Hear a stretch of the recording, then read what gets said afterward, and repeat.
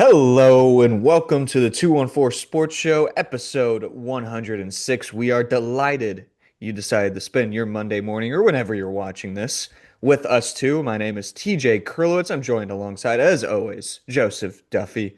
How are you doing, Joe? Doing great. Glad to be back on again. Glad we could do another episode. It's just climbing so more towards 110. It's been an eventful Olympic start, and I'm glad to see what the USA is doing, and hopefully I can keep it going because I really want to see a USA Canada final. I'm begging for that. I So would I'm too. glad I to be wouldn't back mind on. a finish final though. A good that would be a good finish in my opinion. But I um, see what you did there. thank you. Thank That you. was I nice. That appreciate was it. I nice. appreciate it. Tip of Tip the my cap cap. for that one. That's all I appreciate it. But yeah, no, we'll talk definitely about the Olympics. We'll talk a little bit about the Mavericks. This one's gonna be, there's not a lot of action with Dallas sports Yeah. recently. It's more individual stuff, more individual storylines. Not a lot of games, of course, as the Mavs and Stars are both on their All-Star slash Olympic break. The Rangers and Cowboys still in their offseason, but the Rangers do start up spring break, which I believe is on Friday. First game against Kansas City. Can you believe it? Spring break is already back. I feel like spring Oof. break already like goes on for like at least like 5 months, it feels like. It's the Hmm. longest part of the baseball season for me. I mean, it's a long prep, and good thing there will be a WBC, to combat that too as well. So you'll have some entertaining That's true. baseball. Everybody won't be in spring training for the entire part of the spring training, but WBC should really, bounce off that really well, and it'll be cool to see a lot of great players for the Americans because there was a time like a decade ago. The best you could see is Nolan Arenado. With respect to him, he's a great player, but the fact we can see Aaron Judge now and Paul Skeens, that caliber of players like MVPs, Cy Young winners, actually pitch for the United States, it's going to make the competition even better. So I'm glad they're doing it at this time period. I know some owners hate that, but I think it's a testament to how great the game of baseball has become, how global it's become, and it's just a plus for all the fans. It is a plus for all the fans, much like the Olympics with the NHL players being in it. I know that the owners of the NHL teams are not going to be too friendly about the idea of having them back at the Olympics, as already the Kings have suffered a season-ending injury with one of their players through the Olympics, which is Oof. gonna be a tough sell for the players coming back in the 2030 Olympics with that storyline developing. But Mhm. starting off with the Dallas Mavericks for this podcast, and there's a very big losing streak going on with the Dallas Mavericks. Now, we have seen two games since our last podcast, which was the games against Phoenix and the Lakers, both losses, of course. Now they're on a 9 game losing streak, which is the longest losing streak for the Mavericks since I believe the 1997 season. It's been the pre-Dirk era was the last time we've been on this bad of a losing streak. Now, there's not a lot of storylines going with the Mavericks right now with their individual games. Where they're losing, we know they're losing. There's not much to talk about there. But there is some stuff that's been popping up about the Mavericks where I'm sure you've seen it. I'm sure you've seen it, Joe. Everybody's probably seen it by now that Mark Cuban has been linked with an unidentified local investor group, whatever it is, that have expressed interest in trying to buy back the Dallas Mavericks. Now, the owners, let me get closer to the mic. The owners have been pretty adamant recently as well about shutting this rumor down, saying that they're not interested in selling back the team, and that's Patrick Dumont and the Adelsons, which I'm sorry for not censoring their names in this podcast, but maybe I will in post edit. But Joe, what do you make of all of this? Do you think that this is something that we should get our hopes up for? Do you think that it would be a good move? What are your thoughts on all this? Because I know you I, got thoughts on it. it would give you a sense of normalcy again with the Mavericks organization. It's hard to imagine that normalcy because it's been such a whirlwind of emotions in the past year. But if Mark Cuban and this unidentified investor group, were able to buy back the Mavs, it would bring back some more peace for these Mavs fans that have been struggling since Luka Doncic got traded and Nico Harrison got fired. It's been all over the place in DFW. But as you were saying, like it doesn't look like they're interested. Dumont and the Adolescents. He just got appointed the new CEO of the Vegas Sands Group, Mhm. and it's just only increased the fears that the Dallas Mavericks would move on to Vegas, like some people suspected. The person who broke this story, mind you, was Mark Stein and Tim Cowlishaw. I don't know if you were aware who that is, but he was trying to I am call out Mark Stein online for being, I guess, a lapdog for former owner Mark Cuban, saying there's really no legitimacy to this report interesting. that um, that the Mavericks could be bought back by Mark Cuban. He thinks that he's really just in the back pocket of Mark Cuban, that this report is just basically a sham, not really real at all. I see what he's talking about, but at the end of the day, it'd be awesome. Mark Cuban could become owner again. It feels like it's that sense of regret for Cuban that's seeping in. There's no way he does not regret releasing that majority stake that he had for the Dallas Mavericks. Clearly, he loved Luka Doncic. Clearly, he cherishes this fan base. And since he has sold his majority stake, the franchise has become unrecognizable. Like you were saying, losing streak that we've really never seen. The pre-Dirk era We have not haven't seen seen. literally a 9-game losing streak, which we have never seen in our lives. A whole generation of Mavs fans has never seen. It's just a bad go of it right now for the Dallas Mavericks. So, in conclusion, like it'd be awesome if it could happen, but I just don't see it. I don't see it happening.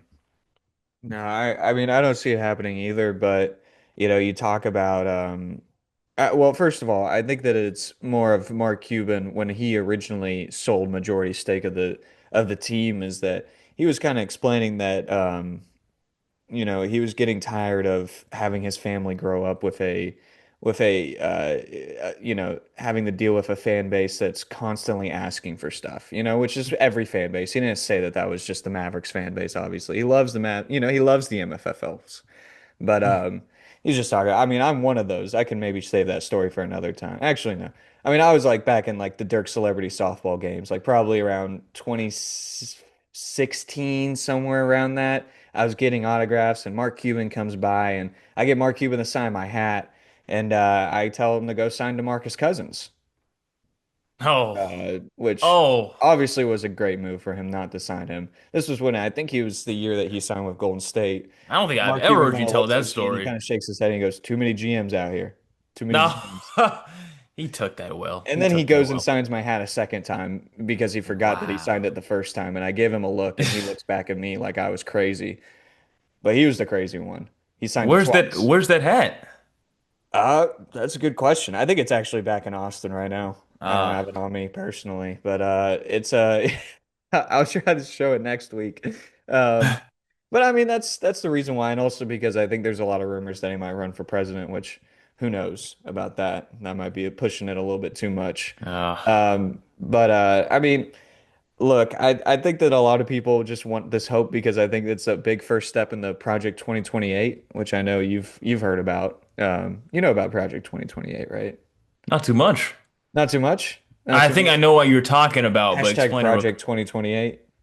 Oh, Say about getting getting Luca the back. censor name back. Yes. Yeah. We're getting Luca back in 2028 when he's a free agent. We own the Lakers 2029 pick. We also just got that cap flexibility from the Anthony Davis trade that sign him in that season or in that off season. And of course, we have a building block, a huge building block for the future with Cooper Flagg and many young players like Max Christie and former players that he's familiar with PJ Washington and players like that.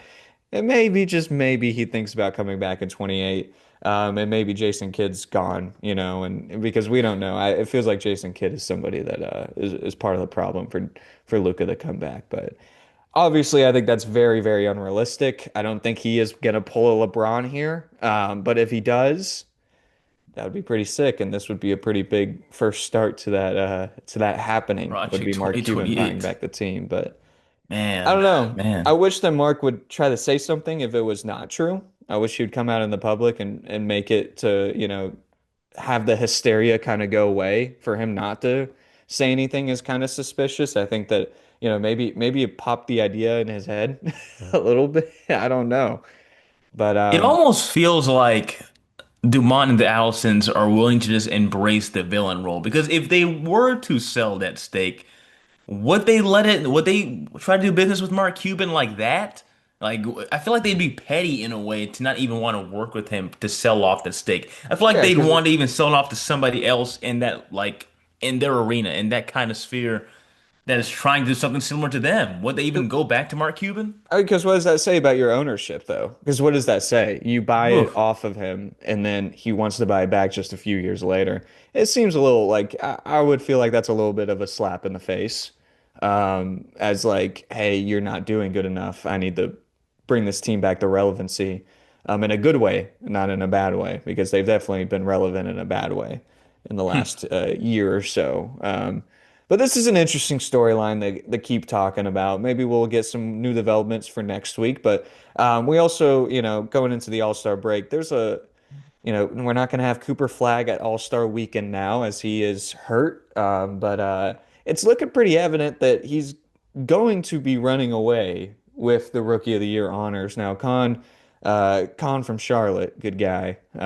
His former teammate actually is looking like he is the only one that can really make it a close race. VJ Edgecombe and Derek Queen have also had great rookie seasons, but nothing close to Cooper Flagg, who has averaged about, I believe, 22 and a half points since January 1st, 7 rebounds, 4.5 assists. And he's doing these all in, I mean, decently heavy minutes, about 34 minutes per game, but he's shooting well. He's had an amazing efficiency rate, I believe 50% from the field. And his three-point shot still needs a little bit of work now, but everything else right now, he is checking all the boxes. Is this, I mean, I feel like this is rookie of the year potential. I feel like they should just give it to him right now, but we obviously got still a good part of the season left. And I mean, what are your thoughts on Cooper Flagg so far? Do you think he wins rookie of the year? Is this the I best mean, rookie of the year since who would you even consider the best rookie of the year? I need to look back at the former. Anthony Davis has to be there, right? I'm assuming Oh, for since the what? last one. Yeah, I mean, there's a lot of different players. I don't think Luke ended up winning Rookie of the Year, did he?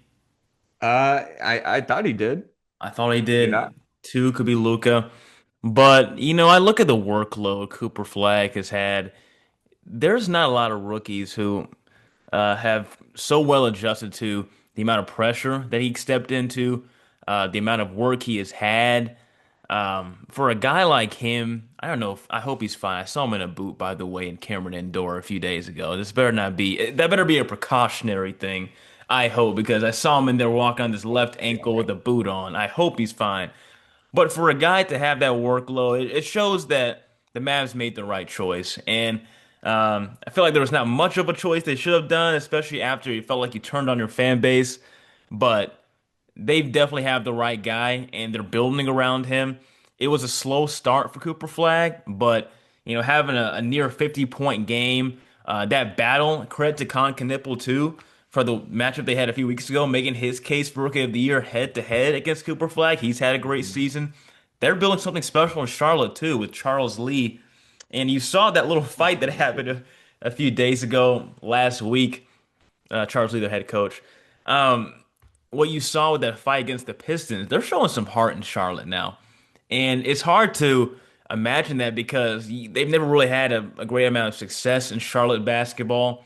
And you see how electric that fan base is, how great that, stadium was after that Oh, fight. city. And yeah, Buzz City. And some people may wonder why that is. Well, that's one of the best basketball states in the country. You think about Duke and North Carolina and NC State, they're starving for a good pro team.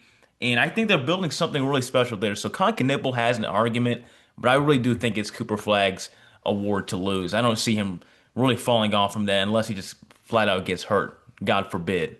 But it Yeah. should be Flagg's award to lose. Fearing the worst, right? I mean, that's just something that you can always kind of say about any player, though. Is it's just bearing he stays healthy, and of course, some players more than others, as we have learned. But I mean, yeah, this is a very good rookie season. I mean, I'm looking at the stats from former rookie of the years. Yeah, it doesn't go too far until you see somebody who has better stats technically, which would be Victor Wembanyama, 2024 with 21 and a half points per game, averaging a double-double, almost 4 blocks per game as a rookie, shooting 46.5%. Not too bad, not too bad, but there is a lot of potential there for Cooper Flagg already getting the LeBron comparisons, which how many people have gotten LeBron comparisons in the last 10 years as a rookie? I think that's been a pretty recurring thing. I know Luca got them. I know Ben Simmons I know Ben Simmons was a big one. Poor guy. LeBron, we're good. Dude, Ben Simmons is here. Speaking of All-Star Weekend, man, embarrassing showing this past Saturday. Oh My man. goodness, I what are didn't we watch it. doing? Did you watch it? I did not. Mm. All-Star Saturday night, man. What has happened to the game I love? It's just no full seats. Used to be Of a lot course, of fun, man. they had to fit it in there to not bump into the Olympics, which I know is not easy to do, but yikes, just everybody's careless. Nobody really cares that much in the three-point contest. The slam dunk Mhm. contest was kind of pathetic. Um, there's nobody who really wants to step up, I guess, and have fun with this anymore. It's supposed to be one of the holidays of the NBA calendar. You used to really mark it off and I watch with know. I used friends. to Get ready hang to out with my watch, friends. yeah, watch All-Star Saturday night. I don't know what's gone wrong, but it's a shame that the association has fallen to that because All-Star Saturday night was one of my favorite nights of the year, especially on Yeah. TNT. I feel like Max Christie should have been in the 3-point contest or somebody. Could There's have. nobody wants to do the dunk contest anymore. Obviously, I saw a headline that said a Heat forward won the dunk contest. They couldn't even put his name Dude, in they the couldn't even put his rankings because name. I didn't know who that was. exactly. So it's it's pretty sad. That's why Mac McClung said he's not coming back, bro. Like, if I'm just only coming up here to be, your little puppet or your show pony, for the slam dunk contest, just forget about it and let somebody else get it because it's just like nobody cares about the slam dunk contest anymore, any of these great competitions, because nobody wants to participate in it. Fortunate, man. I remember 2016 like it was yesterday being at a friend's Ugh, house watching the Aaron Gordon and Zach LaVine dunk contest battle, but robbery. oh my, oh boy. That guy Oh boy. Gordon sat in a chair, bro, and lost. Yep. Yep. Ugh. Couldn't believe it, but 50s back to back for so long. But this is yeah, when we come back with the Dallas Mavericks, they will be in back on the season. They start off right on Friday against Minnesota, and then they'll be playing Indiana on Sunday. They finally get back home for the first time on Thursday, the 26th against Sacramento, as they've been or they're currently in the middle of a 6 game road streak. So moving on to the Dallas Mavericks, who are moving on to the Dallas Stars, which we don't have much to talk about either, as even last week they were still on their break. They're going to be in their break even next podcast we play, as they've been on a 3 week break. Some of the players, though, are not on a break. They are currently in Milan, as we know. And so there's a few players that are of interest in the Olympics for the Dallas Stars. First off, I'm just going to go down the list. First of all, Radek Faksa for the Czechs. He's he's done his service. He's doing good. He's not doing anything. He's not a standout. Czech actually just lost to Switzerland this morning. We're recording on Sunday, as this will be uploaded on Monday, so we don't know the result of Canada's recent game or the U.S.'s recent game. Praying that Jake Ottinger gets into net against Germany. We don't know yet because that's another person that I want to talk about.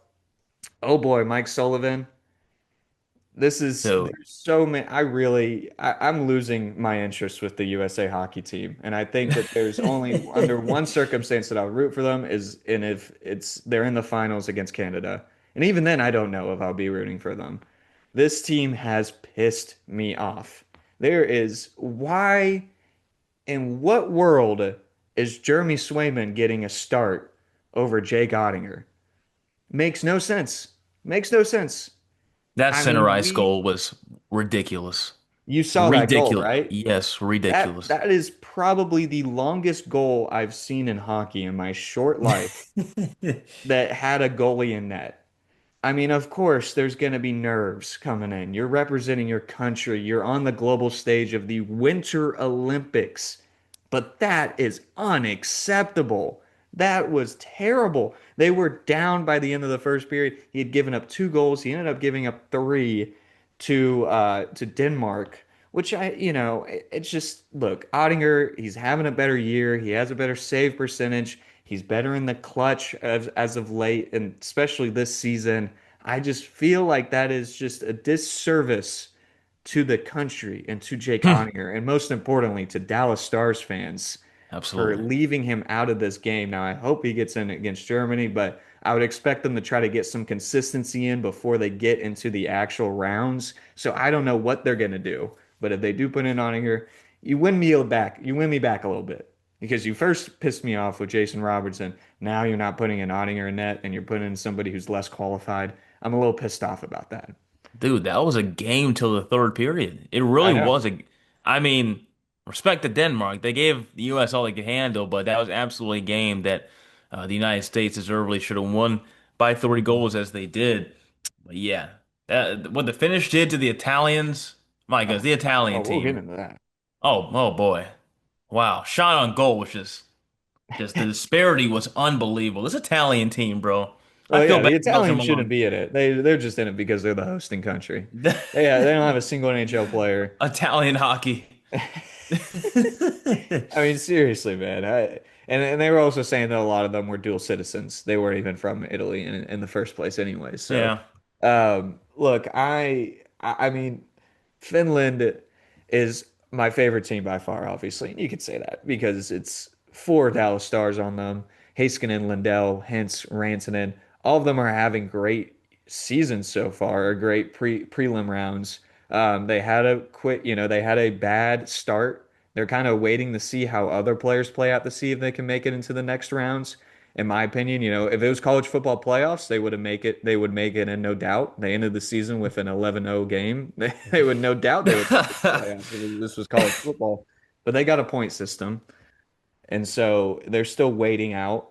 But he even talked about the former stars on the team. Yoel Kiviranta. He's given me great memories as a star. Of course, now he's joined the dark side, but he's still somebody that I appreciate and hold close for the great memories he gave me. Especially against the team he's currently on now. And you also have Granlund on the team who had a great game against Italy and has been playing great. But Rantanen's been dominant with his line. I'm sure Canes fans are very pissed off that he's been having great chemistry with Sebastian Aho this his prelims. I know that's hurt for them. Um, but Heiskanen got his goal against Italy, which was amazing. Hintz has been playing great. Moving on to Canada, though, Thomas Harley getting his first Olympic goal as well. I mean, it's pretty it pisses me off too for Team USA to not even consider him because he is a dual citizen as well. He is born Syracuse in born Syracuse, Thomas New York. Harley. Beat Yeah, you he to it, is a TJ. American, but he has dual citizenship, citizenship technically. Dang. And Canada picked him up, which, the US could probably use a defensive man like him, which they do have a lot of defensive men already, with especially Quinn Hughes as being the main one, but I just wish that he was in the red, white, and blue instead of the red and white. Think But we overall, both do. great Olympics so far for the Dallas Stars. I It's mean, gonna be it's fun, man. dominated. Yeah. Yeah, I I think this mean, is setting up for an amazing finish. And at I no hate to point be that there, guy. because I don't know if Yeah. Finland's going to make it all the way, but. It'd be awesome if they did and made a good run. They should be one of the final four, but you know, I don't know what everybody's gonna do about this Canadian team, man. They look, almost flawless in a way. Hmm. Um, I know like the U.S. and Canada are both undefeated, but I felt like our issues in America were way more glaring than what Canada faced. And granted, maybe I can't even say our group is better than theirs, right? I don't think it is No. because they get to play against the Czechs, the French, and then also the Swiss.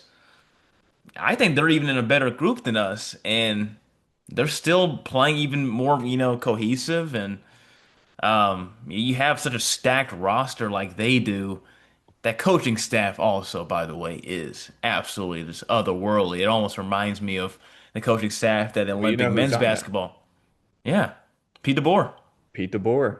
Yep. John Cooper as well, I believe. I mean, it's Yep. just John unbelievable how Cooper. many great coaches they have on that roster. Man, they're gonna be a tough team to beat. A tough team to beat. The pressure Hmm. is on too, by the way, on them because they have no Olympic golds yet, which is crazy for Canada. So they're Hmm. depending a lot on their best sport, the sport they've been good at, and they've, taken so much pride in for, since the beginning of time in this game. So Can the you pressure is believe on that? them, Canada, respectfully. no gold medals. Brazil has more In the gold medals winter. than Canada in the Winter Olympics. I can't even, I mean, I might have to say that twice to make sure that people understand that, but I mean, it is incredible to think about. They do have a lot of pressure. They also are the defending champs in the Four Nations, not in the Olympics, as Slovakia actually won it 4 years ago with no NHL players. But yeah, I mean, this is going to be a very, very interesting finish to the end of the Winter Olympics, and I like that the Stars are playing well, bearing that none of them get hurt, which I'm praying that that happens. I'm sorry that I put that in the air. I won't do that ever again. But moving on to the Texas Rangers real quick. We have just a real quick segment about them because this signing overall might not make a huge difference, but it's something that a lot of people were happy to see at least, right? I think were you happy to see that Jordan Montgomery was back in a Absolutely. Rangers uniform? It makes me feel good. It really does. Yeah, I mean, yeah. when you have a guy from the, Everybody the loves World that. Series team back, it makes me feel good because it feels like a lot of them are going. A lot of them. I saw Marcus Semien pull up to Mets camp with his Texas bag. I Oh, don't know if you saw that on Twitter. That kind of hurt me a little bit. Pulled up with the red, white, and blue. I was like, Simi, come back. Come back. Yeah. I feel bad. I mean, Simeon, you could say whatever you want about him, especially with his production drop off after the World Series year. Um, I could talk about his postseason performance in that year as well. I felt like was pretty underwhelming. He was able to get that last home run right before we were the win, the kind of the dagger to our championship, which is always going to be a fantastic memory. And it was actually awesome to see. I believe that was his first home run the entire postseason. But it's he was a warrior for the team. It was obvious that he enjoyed playing for Texas, and if anyone's gonna wear the jersey proudly, and not really have a decision of when they leave the team, I have no grudge to him. I wish him the very best because he was a Texas Ranger, he was a real guy. I guess, all these reports coming out maybe saying that he wasn't the best leader or people didn't admire him. I think it's bullshit.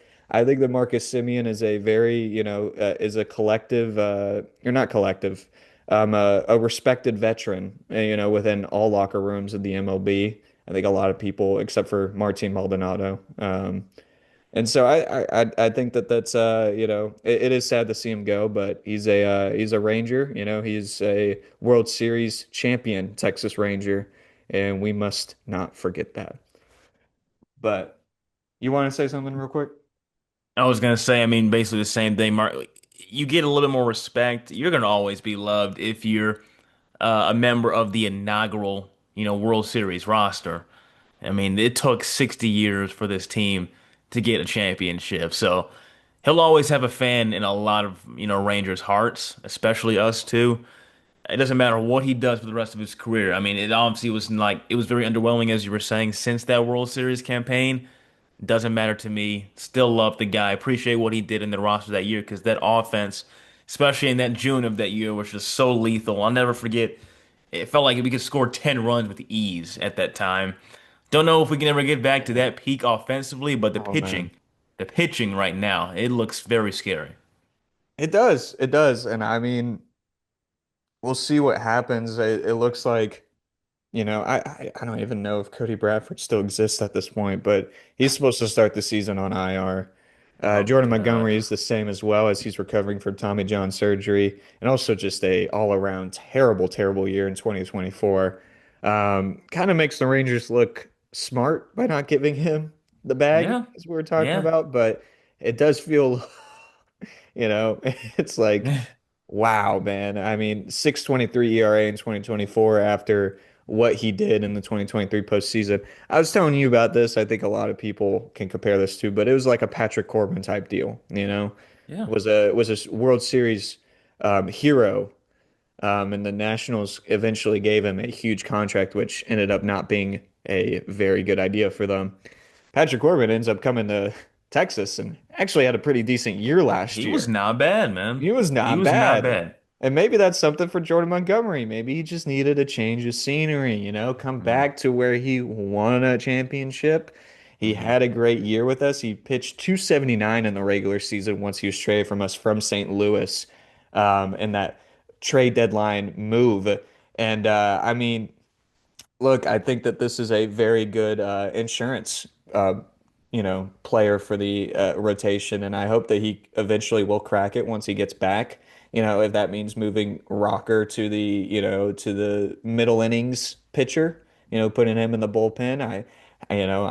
I wish that we would give him more of a shot. I know that he's had a shot, but I feel like he's gonna have a good year eventually. I just can't give up on Coomer I can't give Rocker. him. I can't either. I I can't. can't. He's got amazing stuff. He's got incredible stuff. It just depends if he can control it and stay Mhm. healthy. And I mean, I feel like this is kind of moving him out of it if Jordan Montgomery were to come back. But, it is a great, great hit of nostalgia. Amazing hit of nostalgia to Absolutely. have him back on the team. I'll never forget that diving play in the Tropicana Field against Tampa Oh, Bay. Laid it all out. oh Gave it all he man. had. I mean, that pumped us up. I think we were watching that game in the Union Building at UT. Yep. But how Wow. crazy of a start that was. Felt like yesterday, man, that we were watching that series in the Union Building. But Yeah. unfortunately for Gumby, the Hurtado's deal is off the table. That was too late. We were really pushing for that, by the way, for him to get signed for that deal to get the Hurtado's free for the rest of his life for signing that extension, but it didn't work out. The Rangers really never uh, came to a deal with him, and he goes off to Arizona, and the rest is history. They get him back for cheaper, as you were saying. Not trying to say we cheered for his injury by any means, but it makes CY look very smart here, getting him back for cheap. Only 1.25 mil is this contract, I think. Yeah, yeah. No, it's getting him for cheap, obviously, as his production definitely dropped off since World Series, like a lot of players on this Rangers roster. But I mean, look, you're talking about a postseason rotation potentially. If we were to make the postseason, you're talking about potentially, and Jordan Montgomery, sorry, comes back to full form like he was in 2023.